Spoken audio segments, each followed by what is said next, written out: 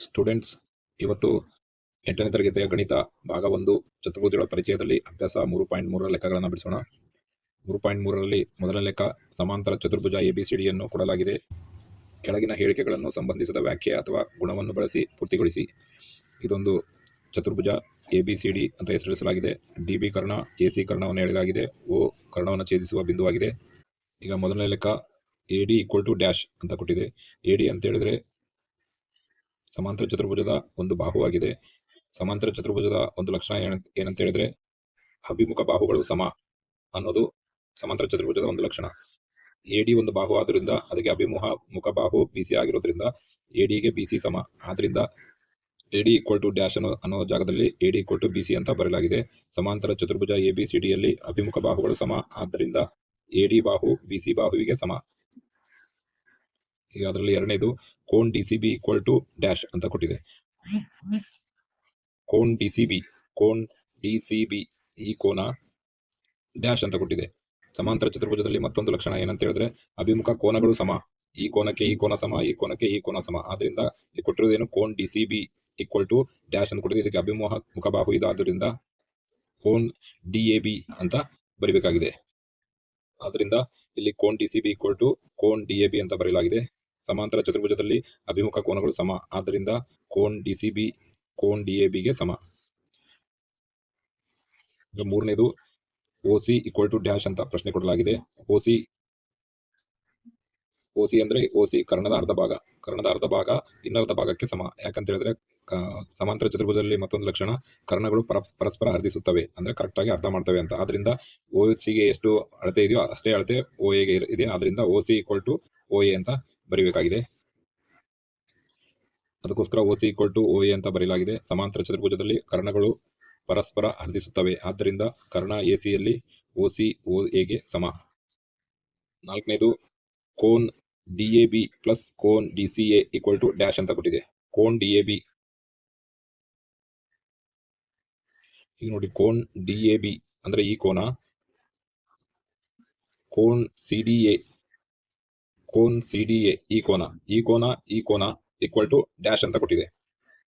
ಅಂತ ಹೇಳಿದ್ರೆ ಸಮಾಂತರ ಚತುರ್ಭುಜದ ಮತ್ತೊಂದು ಲಕ್ಷಣ ಅಂದ್ರೆ ಈ ಎರಡು ಕೋನಗಳು ಪಾರ್ಶ್ವಕೋನಗಳಾಗ್ತವೆ. ಹೇಗೆಂದ್ರೆ DC ಮತ್ತು AB ಪರಸ್ಪರ ಸಮಾಂತರ ರೇಖಾಖಂಡಗಳಾದಾಗ ಅದಕ್ಕೆ DA ಎನ್ನುವ ಛೇದಕವನ್ನು ಎಳೆದಾಗ ಅದರಲ್ಲಿ D ಯಲ್ಲಿ ಮತ್ತೆ A ಯಲ್ಲಿ ಉಂಟಾಗುವ ಎರಡೂ ಕೋನಗಳು ಪಾರ್ಶ್ವಕೋನಗಳಾಗುತ್ತವೆ. ಅವು 180 ಡಿಗ್ರಿಗೆ ಸಮವಾಗಿರುತ್ತವೆ ಅನ್ನೋದು ಇದೊಂದು ಲಕ್ಷಣ. ಆದ್ರಿಂದ cone DAB + cone CDA = 180 degree ಅಂತ ಬರೆಯಲಾಗಿದೆ. ಸಮಾಂತರ ಚತುರ್ಭುಜದಲ್ಲಿ ಪಾರ್ಶ್ವಕೋನಗಳ ಮೊತ್ತ 180ಕ್ಕೆ ಸಮ. ಆದ್ದರಿಂದ ಪಾರ್ಶ್ವಕೋನಗಳು ಸರಳ ಕೋನ ಪೂರಕಗಳಾಗಿರುತ್ತವೆ. ಈಗ ಎರಡನೇದರಲ್ಲಿ ಮೊದಲನೇ ಲೆಕ್ಕವನ್ನು ನೋಡೋಣ. ಕೆಳಗೆ ಕೊಟ್ಟಿರುವ ಸಮಾಂತರ ಚತುರ್ಭುಜದಲ್ಲಿ ಅವ್ಯಕ್ತ ಪದಗಳಾದ X, Y, Z ಗಳ ಬೆಲೆಯನ್ನು ಕಂಡುಹಿಡಿಯಿರಿ. ಇದೊಂದು ಸಮಾಂತರ ಚತುರ್ಭುಜದಲ್ಲಿ ಈ ಕೋನ X ಅಂತ ಕೊಟ್ಟಿದ್ದಾರೆ, ಈ ಕೋನವನ್ನು Y ಅಂತ ಕೊಟ್ಟಿದ್ದಾರೆ, ಈ ಕೋನವನ್ನು Z ಅಂತ ಕೊಟ್ಟಿದ್ದಾರೆ, ಈ ಕೋನಕ್ಕೆ ಒಂದು ಅಳತೆ ಕೊಟ್ಟಿದ್ದಾರೆ 100 ಡಿಗ್ರಿ ಅಂತ ಕೊಟ್ಟಿದೆ. ಈಗ ನಾವು X, Y, Z ಗಳ ಬೆಲೆಯನ್ನು ಕಂಡುಹಿಡಿಯಬೇಕು. ಈಗ ನಾವು ಇದಕ್ಕೆ A, ಇದಕ್ಕೆ B, ಇದಕ್ಕೆ C, ಇದಕ್ಕೆ D ಅಂತ ಹೆಸರಿಡೋಣ. ನಂತರ ಸಮಾಂತರ ಚತುರ್ಭುಜ ABCDಯಲ್ಲಿ A = Z ಅಂತ ತಗೊಳ್ಳೋಣ. B = 100 ಅಂತ ಕೊಟ್ಟಿದೆ. C = X ಅಂತ ಕೊಟ್ಟಿದೆ. ಆಮೇಲೆ D = Y ಅಂತ ತಗೊಂಡಿದ್ದೇವೆ. ಈಗ X ಕೋನದ ಅಳತೆಯನ್ನು ಕಂಡುಹಿಡಿಯೋಣ. ಈಗ B + C = 180 ಡಿಗ್ರಿ. ಈಗ B + C ಇವೆರಡು ಕೋನ ಪಾರ್ಶ್ವಕೋನಗಳು. ಇವೆರಡನ್ನು ಕೂಡಿದರೆ 180 ಡಿಗ್ರಿಗೆ ಸಮ. ಯಾಕೆಂದರೆ ಇದು ಸರಳ ಕೋನ ಪೂರಕವಾಗಿದೆ. ಇದು ಒಂದು ಸಮಾಂತರ ಚತುರ್ಭುಜದ ಲಕ್ಷಣ. ಆದ್ದರಿಂದ B + C = 180 ಡಿಗ್ರಿ, ಪಾರ್ಶ್ವಕೋನಗಳ ಮೊತ್ತ 180 ಡಿಗ್ರಿಗೆ ಸಮ ಅಂತ ಲಕ್ಷಣ ಸಮಾಂತರ ಚತುರ್ಭುಜದ ಇದು ಲಕ್ಷಣ. ಆದ್ರಿಂದ B ಯ ಬೆಲೆ 100 ಡಿಗ್ರಿ ಅಂತ ಕೊಟ್ಟಿದೆ, B ಯ ಬೆಲೆ 100 ಅಂತ ಕೊಟ್ಟಿದೆ. ಪ್ಲಸ್ C ಯನ್ನು X ಅಂತ ನಾವು ತಗೊಂಡಿದ್ವಿ. ಆದ್ರಿಂದ C ಜಾಗದಲ್ಲಿ X ಅಂತ ಬರ್ಕೊಂಡಿದೆ = 180 ಡಿಗ್ರಿ. ಅಂದರೆ ಇವೆರಡು ಕೋನಗಳ ಮೊತ್ತ 180 ಡಿಗ್ರಿ ಅಂತ ಲಕ್ಷಣದಲ್ಲಿ ಹೇಳಿದೆ. ಆದ್ರಿಂದ ಈಗ X = 180, 100ನ್ನು ಈ ಕಡೆ ತಗೊಂಡಾಗ -100 ಆಗ್ತದೆ. 180ರಲ್ಲಿ 100ನ್ನು ಕಳೆದಾಗ 80 ಬರ್ತದೆ. ಆದ್ದರಿಂದ X ನ ಬೆಲೆ 80 ಡಿಗ್ರಿ. ಈಗ ನಮಗೆ ಮೊದಲನೇ X ನ ಬೆಲೆ ಸಿಕ್ಕಿದೆ, ಇದು 80 ಡಿಗ್ರಿ ಆಗಿದೆ. ಈಗ Y ನ ಬೆಲೆಯನ್ನು ಕಂಡುಹಿಡಿಯೋಣ. Y ಕೋನದ ಅಳತೆ ಕಂಡುಹಿಡಿಯಬೇಕಾದ್ರೆ ಇವೆರಡು ಕೋನಗಳು ಅಂತ ತಗೊಂಡು ಕಂಡುಹಿಡಿಯಬಹುದು, ಅಥವಾ ಇದೆರಡು ಪಾರ್ಶ್ವಕೋನಗಳು ಅಂತ ತಗೊಳ್ಬಹುದು. ಆದರೆ Z ಬೆಲೆ ಇನ್ನು ಗೊತ್ತಿರೋದ್ರಿಂದ ನಮಗೆ ಇವೆರಡು ಪಾರ್ಶ್ವಕೋನಗಳು ಅಂತ ತಗೊಂಡು ಕಂಡುಹಿಡಿಯಬಹುದು. ಅಥವಾ ಈ ಕೋನಕ್ಕೆ ಅಭಿಮುಖ ಕೋನ ಆಗಿದ್ದರಿಂದ ಈ ಕೋನದ ಬೆಲೆಯೇ ಈ ಕೋನ ಆಗಿರ್ತದೆ ಅಂತಲೂ ನಾವು ಕಂಡುಹಿಡಿಯಬಹುದು. ಈಗ y ಕೋನದ ಅಳತೆಯನ್ನು ನೋಡೋಣ. y ಕೋನದ ಅಳತೆ ಕೋನ್ ಬಿ ಮತ್ತು ಕೋನ್ ಡಿಗಳು ಅಭಿಮುಖ ಕೋನಗಳು. ಕೋನ್ ಬಿ ಮತ್ತು ಕೋನ್ ಡಿಗಳು ಅಭಿಮುಖ ಕೋನಗಳು. ಇದು ಸಮಾಂತರ ಚತುರ್ಭುಜದ ಲಕ್ಷಣಗಳು. B = D = Y. B = D ಯಾಕಂದರೆ ಇದು ಅಭಿಮುಖ ಕೋನ, ಆದ್ದರಿಂದ B Dಗೆ ಸಮ. D ಕೋನದ ಕೋನ Y ಆಗಿದೆ, ಆದ್ದರಿಂದ B ಕೋನ D ಕೋನಕ್ಕೆ ಸಮ. ಯಾಕಂದರೆ B ಕೋನಕ್ಕೆ ಅಭಿಮುಖ ಕೋನ D ಆಗಿದೆ, ಆದ್ದರಿಂದ D ಕೋನದ Y ಅಂತ ಕೊಟ್ಟಿದೆ. ಆದ್ದರಿಂದ B ಕೋನ D ಕೋನ ಅಂದರೆ Y ಕೋನ, ಆದ್ದರಿಂದ ಇದು 100 ಡಿಗ್ರಿ ಆಗಿದೆ. ಕೋನ B = 100 ಡಿಗ್ರಿ, ಆದ್ದರಿಂದ B ಕೋನಕ್ಕೆ ಅಭಿಮುಖ ಕೋನ D ಆದ್ದರಿಂದ D ಕೋನವು ಸಹ 100 ಡಿಗ್ರಿ ಆಗಿದೆ. ಆದ್ದರಿಂದ D = Y = 100 ಡಿಗ್ರಿ. D ಅಂದರೆ Y ಆಗಿದೆ, ಆದ್ದರಿಂದ ಇದು 100 ಡಿಗ್ರಿ ಆಗಿದೆ. ಆದ್ದರಿಂದ Y ಕೋನದ ಅಳತೆ 100 ಡಿಗ್ರಿ ಆಗಿದೆ. ಈಗ Z ಕೋನದ ಅಳತೆಯನ್ನು ಕಂಡುಹಿಡಿಯೋಣ. Z ಕೋನ ಅಂದರೆ ಇದು. ಈಗ Y ನ ಬೆಲೆ ಕಂಡುಹಿಡಿದಿದ್ದೀವಿ, X ನ ಬೆಲೆ ಕಂಡುಹಿಡಿದಿದ್ದೀವಿ, 100. ಇದು B ನ ಬೆಲೆ 100 ಅಂತ ಕೊಟ್ಟಿದ್ದಾರೆ. ಈಗ ನಾವು X ನ ಬೆಲೆ ಕಂಡುಹಿಡಿಯೋದ್ರಿಂದ X ಕೋನಕ್ಕೆ ಅಭಿಮುಖ ಕೋನ Z ಆಗಿರೋದ್ರಿಂದ ಇದೇ ಬೆಲೆ ಇದಕ್ಕೆ ಬರ್ತದೆ. ಅಥವಾ Y ಮತ್ತು Z ಕೋನಗಳು ಪಾರ್ಶ್ವಕೋನಗಳಾಗಿರೋದ್ರಿಂದ ಇವೆರಡು = 180 ಅಂತೇಳಿ ನಾವು ಕಂಡುಹಿಡಿಯಬಹುದು. ಅಥವಾ ಇವೆರಡು ಪಾರ್ಶ್ವಕೋನಗಳು ಅಂತ ತಗೊಂಡು ಇವೆರಡು = 180 ಅಂತ ಕಂಡುಹಿಡಿಯಬಹುದು. ಈಗ 1 ರೀತಿ, 2 ರೀತಿ, 3 ರೀತಿ ಅಂತ ಕಂಡುಹಿಡಿಯಬಹುದು. ಈಗ ನೋಡೋಣ Z ನ ಬೆಲೆ ಎಷ್ಟಾಗಿದೆ ಅಂತ. Z ಕೋನದ ಅಳತೆ C = X = 80 ಡಿಗ್ರಿ. ಆದ್ದರಿಂದ C = X = 80 ಡಿಗ್ರಿ. X ನ ಬೆಲೆ ನಾವು 80 ಡಿಗ್ರಿ ಅಂತ ಬಂದಿದೆ. X ನ ಬೆಲೆ ನಮಗೆ 80 ಡಿಗ್ರಿ ಅಂತ ಬಂದಿದೆ. ಆದ್ದರಿಂದ C ಕೋನದ ಬೆಲೆ ಅಂದರೆ X ಕೋನದ ಬೆಲೆ 80 ಡಿಗ್ರಿ ಆಗಿದೆ. ಆದ್ದರಿಂದ ಇದರ ಅಭಿಮುಖ ಕೋನ Z ಆಗಿರುವುದರಿಂದ ಇದು ಸಹ 80. Z ಅಂದರೆ A ಕೋನ, Z ಕೋನ ಎರಡು ಒಂದಾಗಿರೋದ್ರಿಂದ ಈ ಕೋನದ ಅಳತೆ ಸಹ 80. ಆದ್ದರಿಂದ C = X = 80. C ಕೋನ ಅಂದರೆ X ಕೋನದ ಅಳತೆ 80 ಡಿಗ್ರಿ ಅಂತ ಬಂದಿದೆ. ಆದ್ದರಿಂದ Xಗೆ ಅಭಿಮುಖ ಕೋನ Z ಆದ್ದರಿಂದ X = 80. X = Z = 80. ಅಂದರೆ X ಕೋನದ ಅಭಿಮುಖ ಕೋನ Z ಆಗಿರೋದ್ರಿಂದ X ನ ಕೋನದ ಅಳತೆ Z ಕೋನದ ಅಳತೆ ಆಗಿದೆ. ಆದ್ದರಿಂದ ಇವೆರಡು ಕೋನದ ಅಳತೆ 80 ಡಿಗ್ರಿ ಆಗಿದೆ. ಆದ್ದರಿಂದ Z ಕೋನದ ಅಳತೆ 80 ಡಿಗ್ರಿ ಆಗಿದೆ. ಈಗ ಎರಡನೇ ಲೆಕ್ಕದಲ್ಲಿ ಎರಡನೇದನ್ನು ನೋಡೋಣ. ಅವ್ಯಕ್ತ ಪದಗಳಾದ X, Y, Z ಗಳ ಬೆಲೆಯನ್ನು ಕಂಡುಹಿಡಿಯಿರಿ. ಇದೊಂದು ಸಮಾಂತರ ಚತುರ್ಭುಜ. X ಕೋನವನ್ನು ಕೊಟ್ಟಿದೆ, Y ಕೋನವನ್ನು ಕೊಟ್ಟಿದೆ, ಮತ್ತೆ ಒಂದು ಕೋನಕ್ಕೆ 50 ಡಿಗ್ರಿ ಅಂತ ಕೊಟ್ಟಿದೆ. ಒಂದು ಹೊರಕೋನವನ್ನು ಕೊಟ್ಟಿದೆ, ಅದು Z ಅಂತ ಗುರುತಿಸಿದ್ದಾರೆ. ಈಗ ನಾವು ಈ ಸಮಾಂತರ ಚತುರ್ಭುಜಕ್ಕೆ ಹೆಸರು ಕೊಡೋಣ. ABCD ಅಂತ ಕೊಡೋಣ.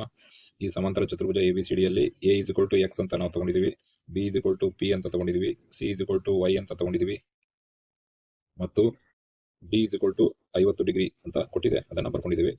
ಹೊರಕೋನ Z ಆಗಿದೆ. ಈಗ X ಕೋನದ ಅಳತೆಯನ್ನು ಕಂಡುಹಿಡಿಯೋಣ. D + A = 180 degree. ಈಗ ಇಲ್ಲಿ D ಕೋನದ ಅಳತೆ 50 ಡಿಗ್ರಿ ಅಂತ ಕೊಟ್ಟಿರೋದ್ರಿಂದ ಇಲ್ಲಿಂದಾನೇ ಪ್ರಾರಂಭಿಸೋಣ. X ನ ಬೆಲೆಯನ್ನು ಕಂಡುಹಿಡಿಯಬೇಕಾದ್ರೆ ಇದು ಕೋನ ಎರಡು ಪಾರ್ಶ್ವಕೋನಗಳಾಗ್ತವೆ. ಇವೆರಡು ಕೋನಗಳ ಮೊತ್ತ 180 ಡಿಗ್ರಿಗೆ ಸಮ. ಆದ್ದರಿಂದ D + A = 180. D + A = 180. ಪಾರ್ಶ್ವಕೋನಗಳ ಮೊತ್ತ 180ಕ್ಕೆ ಸಮ ಅಂತ ಲಕ್ಷಣದಲ್ಲಿ ಕೊಟ್ಟಿದೆ. ಆದ್ದರಿಂದ D ಕೋನದ ಬೆಲೆ 50 ಅಂತ ಲೆಕ್ಕದಲ್ಲಿ ಕೊಟ್ಟಿದೆ. D ಕೋನದ ಬೆಲೆ 50, ಅದಕ್ಕೆ D ಕೋನದ ಬೆಲೆ 50 ಅಂತ ಬರ್ಕೊಂಡಿದೆ. A ಕೋನದ ಬೆಲೆ X ಅಂತ ತಗೊಂಡಿದ್ದೀವಿ. ಆದ್ದರಿಂದ A ಕೋನದ ಬೆಲೆನೇ X ಅಂತ ಬರ್ಕೊಂಡಿದೆ. = 180. ಈಗ X ನ ಬೆಲೆಯನ್ನು ಕಂಡುಹಿಡಿಯೋಣ. X = 180. 50ನ ಈ ಕಡೆ ತಗೊಂಡಾಗ -50 ಆಗಿದೆ. 180ರಲ್ಲಿ 50 ಕಳೆದಾಗ X ನ ಬೆಲೆ 130 ಡಿಗ್ರಿ ಅಂತ ಬಂದಿದೆ.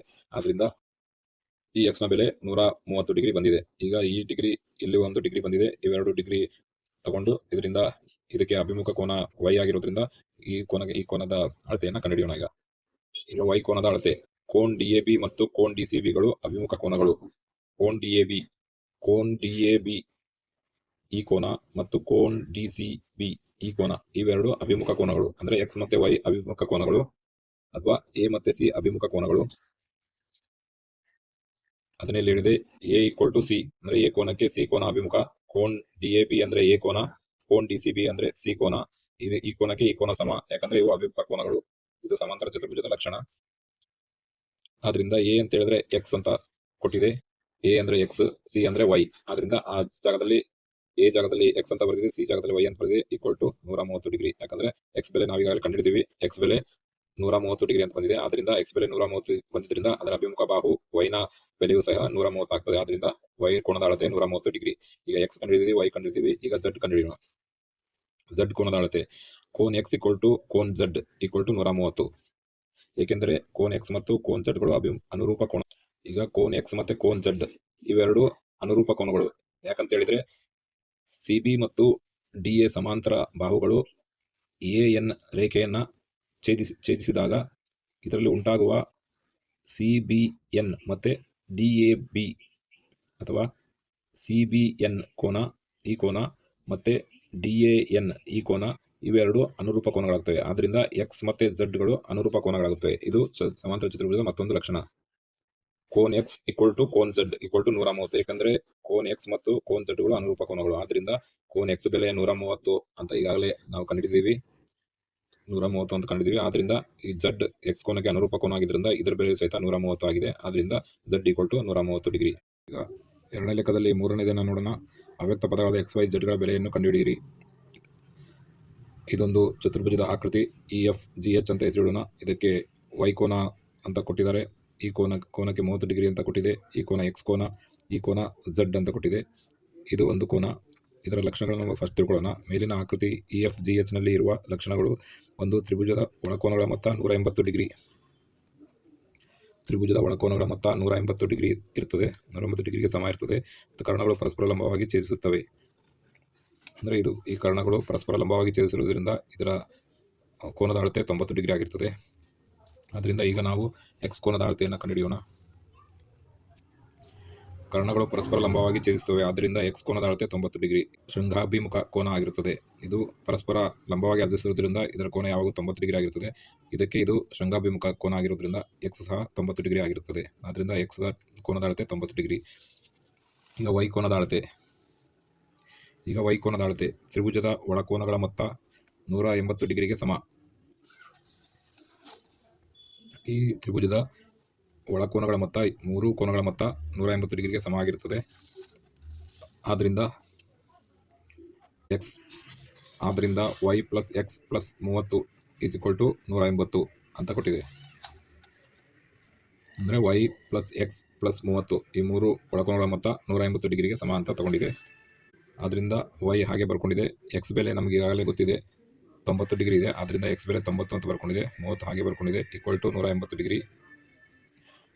ವೈ ಪ್ಲಸ್ 90 ಮತ್ತು 30 ಕೂಡಿಸಿದಾಗ 120 ಡಿಗ್ರಿ ಆಗಿದೆ, ಈಕ್ವಲ್ ಟು 180 ಡಿಗ್ರಿ. ವೈ ಬೆಲೆ ಕಂಡುಹಿಡಿಯಬೇಕಾದ್ರೆ 120ನ ಬಲವಾಗಿ ತಗೊಂಡಾಗ ಮೈನಸ್ 120 ಆಗ್ತದೆ. 180ರಲ್ಲಿ 120ನ ಕಳೆದಾಗ 60 ಬರ್ತದೆ. ವೈ ಕೋನದ ಬೆಲೆ 60 ಡಿಗ್ರಿ ಹೊಂದಿದೆ.